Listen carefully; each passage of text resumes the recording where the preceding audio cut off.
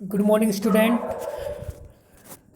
Today we are going to study a basic psychometric procedure for air conditioning.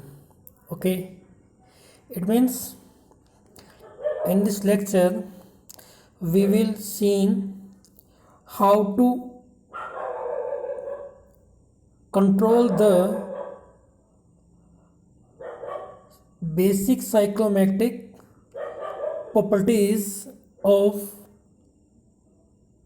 air for the air conditioning. Okay, so first of all we need to identify what is the psychometric.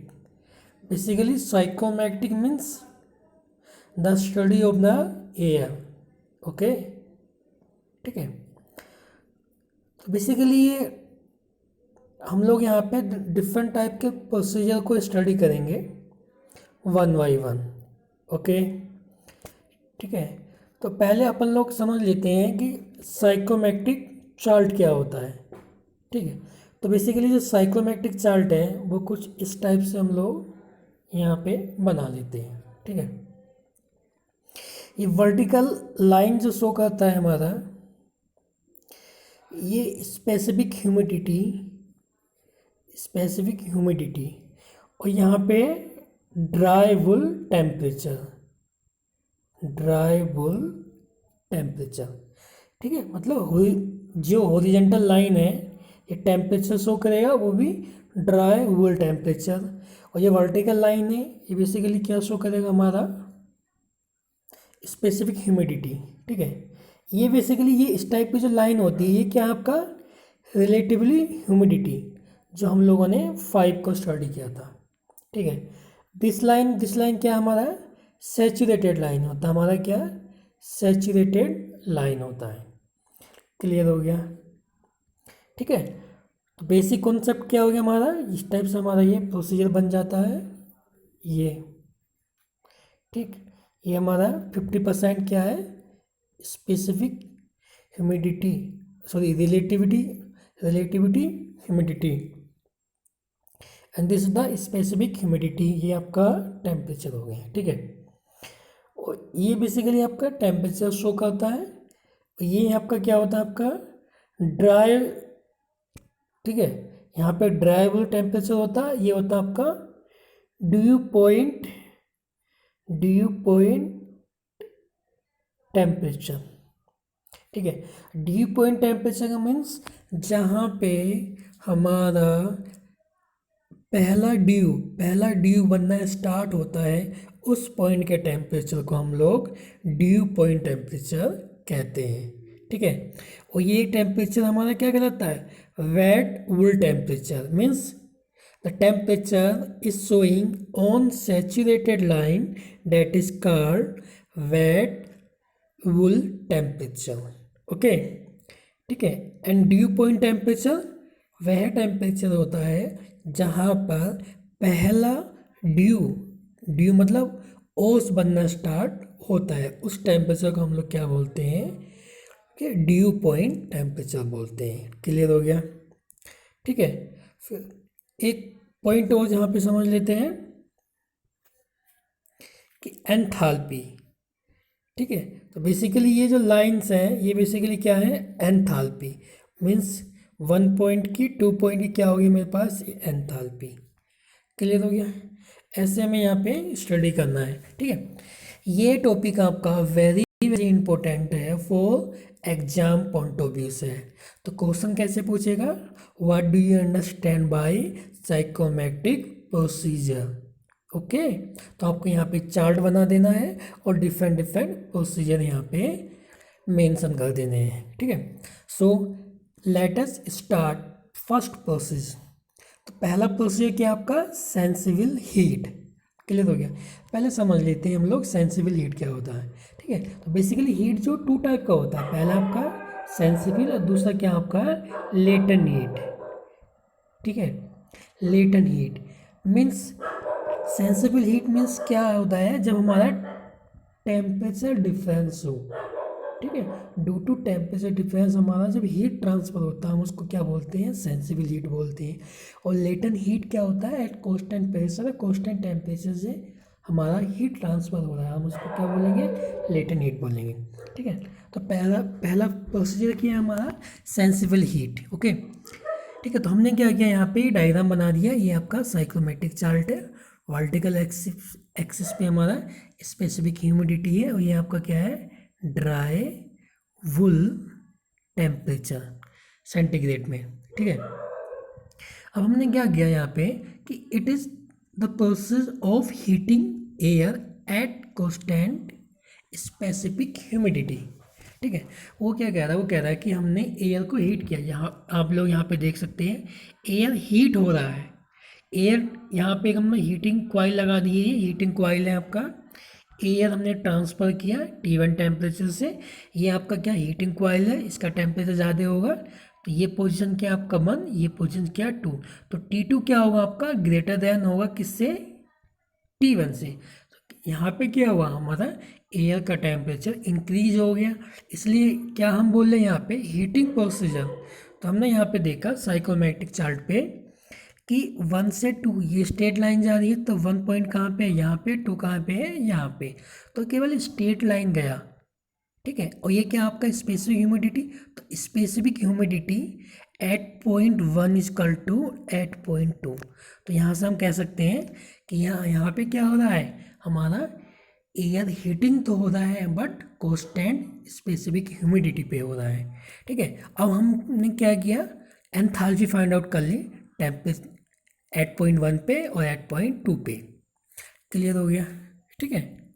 अब क्या करेंगे हम लोग, steady flow energy equation लगाएंगे। आप लोगों को पता है स्टडी फ्लो एनर्जी इक्वेशन क्या होता है, the summation of the all energies, ठीक है, इक्वल टू ज़ीरो। सारी एनर्जी का सम बराबर क्या होगा, ज़ीरो। तो हमने स्टडी फ्लो एनर्जी इक्वेशन लगा दिया पॉइंट 1 पे और पॉइंट 2 पे। ठीक है। सारी चीज़ें तो जितनी भी हमारी काइनेटिक एनर्जी है, पोटेंशियल एनर्जी है, वो सब क्या हो गया हमारा, ज़ीरो। ठीक है। इनलेट पे और आउटलेट पे, इट मीन्स पॉइंट 1 पे और पॉइंट 2 पे।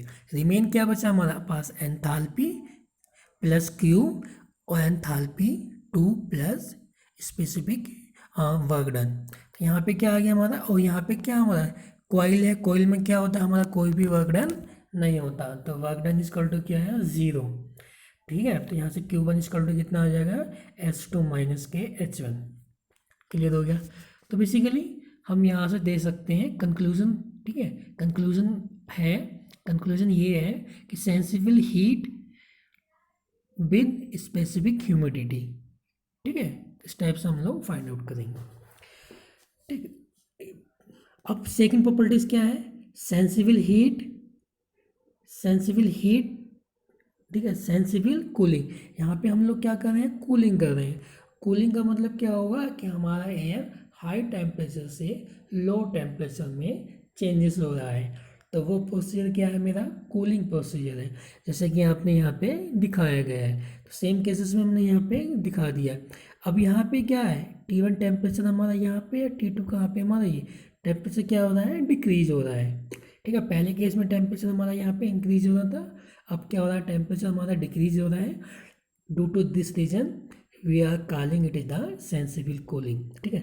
जैसे कि यहाँ पे थ्योरी में भी मेंशन है, it is the process of cooling air at constant humidity. For sensible cooling the coil temperature must be greater than the dew point temperature and less than the dry bull temperature। ठीक है। तो less than किसके होना चाहिए, हमारा dry bull temperature से हमारा होना चाहिए। ठीक है। तो यहाँ पे पॉसिबल क्या था, हीटिंग था, और यहाँ पे क्या हमारा कूलिंग है। ठीक है। तो इस टाइप से हम लोग डिफरेंट प्रोसीजर की अभी स्टडी करेंगे। अभी क्या हुआ, हमने क्या देखा, सेंसिबल हीटिंग देखा और सेंसिबल कूलिंग देखा at constant specific humidity. Okay. ठीक है। Now go to second slide. ठीक है। यहाँ पे क्या आपका ह्यूमिडिफिकेशन, ह्यूमिडिफिकेशन का मीन्स ये होता है कि जो ह्यूमिडिटी है हमारा वहाँ पे हमारा इंक्रीज हो रहा हो। क्या हो रहा है, ह्यूमिडिटी हमारा इंक्रीज हो। तो it is the process of increasing the humidity at constant dry bulb temperature. इस केस में क्या होगा हमारा, जो टेम्परेचर है ड्राई बल्ब टेम्परेचर कहाँ पे शो होता है, हॉरिजॉन्टल लाइन पे, और वर्टिकल लाइन पे क्या शो हो रहा है हमारा, स्पेसिफिक ह्यूमिडिटी मतलब ह्यूमिडिफिकेशन। तो आपने देखा है .1 यहाँ पे है, .2 कहाँ पे है आपका, यहाँ पे है। ठीक है, तो इस पॉइंट की ह्यूमिडिटी W1, इस पॉइंट की ह्यूमिडिटी कितना है W2। ओके, क्लियर हो गया यहाँ से।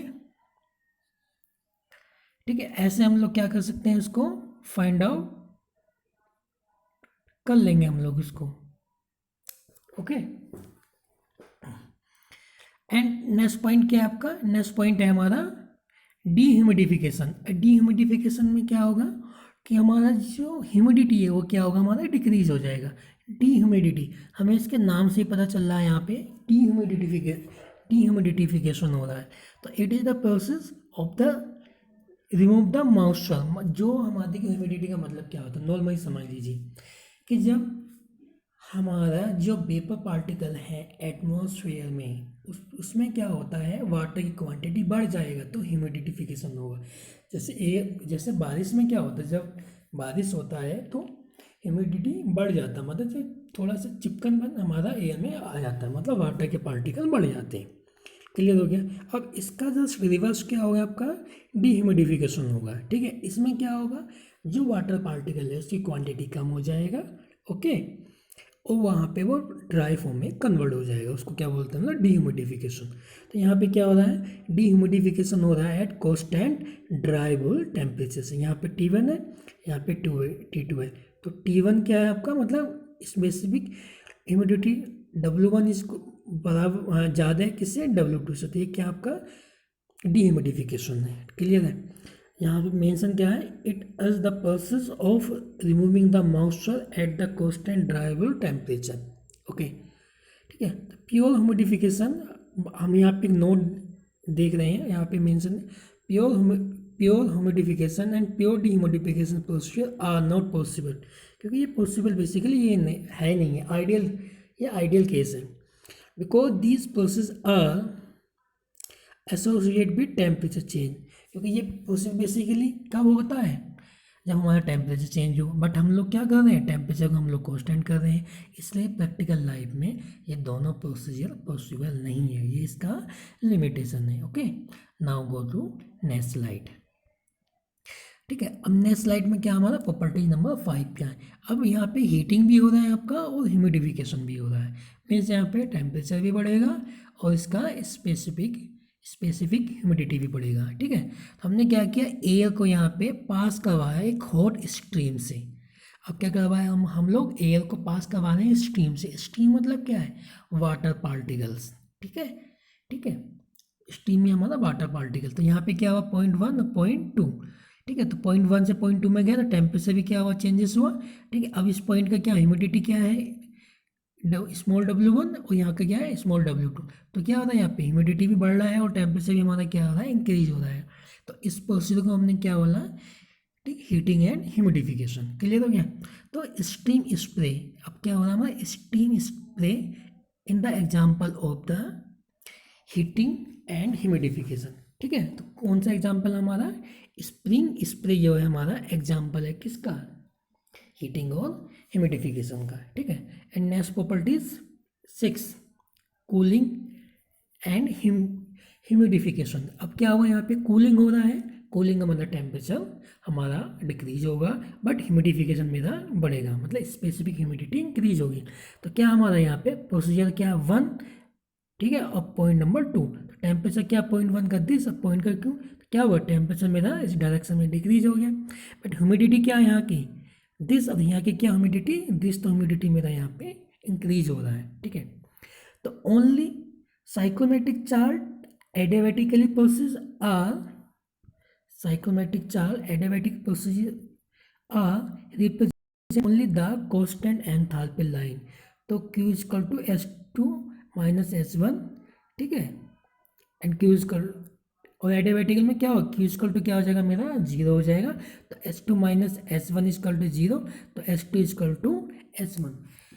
ठीक है, मीन्स एडियाबेटिक प्रोसीजर में एंथैल्पी क्या होगा, कांस्टेंट होगा। क्लियर हो गया। Now next slide. ठीक है, यहाँ पे देख लेंगे क्या कह रहा था, अभी हम लोगों ने क्या स्टडी किया कि Q इक्वल टू कितना होता है S2 माइनस के S1, और एडियाबैटिक में क्या होता है Q इक्वल टू 0, तो ये कितना हो जाएगा 0 equal to S2 minus S1, तो S2 इक्वल टू कितना हो गया H1, मीन्स एंथैल्पी क्या हो गया मेरा कांस्टेंट। क्लियर है, यहाँ पे यही चीज़ दिखाया गया है कि मेरा एंथैल्पी क्या है, दोनों पॉइंट में क्या है कांस्टेंट है, यही लाइन तो एंथैल्पी दिखाता है, तो यहाँ पे 1 के लिए भी और 2 के लिए भी एंथैल्पी क्या है कांस्टेंट है। क्लियर हो गया, समझ में आ गया। ठीक है, और यहाँ पे हमने दिखाया है एयर हमारा क्या हो रहा है हॉट वेपर पार्टिकल से ट्रांसफर हो रहा है। ठीक, नेक्स्ट प्रॉपर्टीज क्या है आपका cooling plus D humidification. Clear हो गया, तो कूलिंग एंड कूलिंग का मीन्स क्या, टेम्परेचर मेरा क्या होगा डिक्रीज होगा, टेम्परेचर मेरा डिक्रीज होगा, और डी ह्यूमिडिफिकेशन में क्या होगा स्पेसिफिक ह्यूमिडिटी भी मेरा डिक्रीज होगा।